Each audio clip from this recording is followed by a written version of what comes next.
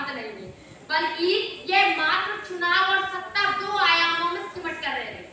महोदय, वर्तमान में भारतीय राजनीति को पुराने आयामों की बेड़ियों से मुक्त कर नए आयाम देने के लिए परिवर्तित सोच की आवश्यकता है, और यह सोच भारतीय राजनीति में युवाओं के माध्यम से ही लाई जा सकती है। जैसे यह राजीव गांधी जी की युवा सोच का ही परिणाम था कि भारत टेक्निकल क्षेत्र में आगे बढ़ रहा। महोदय, भारतीय राजनीति में युवाओं के द्वारा भूमिका निभाने का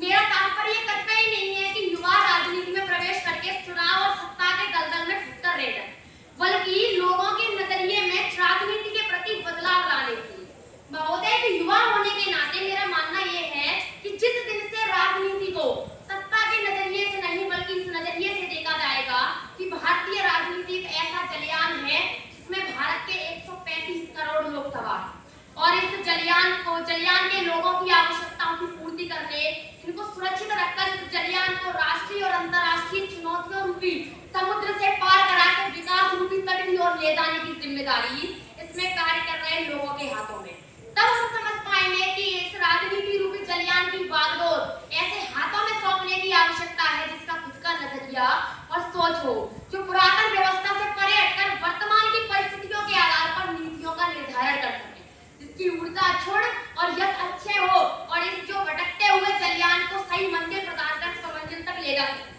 महोदय, मैं अपने साथियों से कहना चाहूंगी कि अब यह प्रण लें कि भारतीय राजनीति को नए आयाम देने की जिम्मेदारी हम सब युवाओं के हाथों में है। हम अपनी मानसिकता को राजनीतिक उदासीनता के बंधनों से मुक्त करके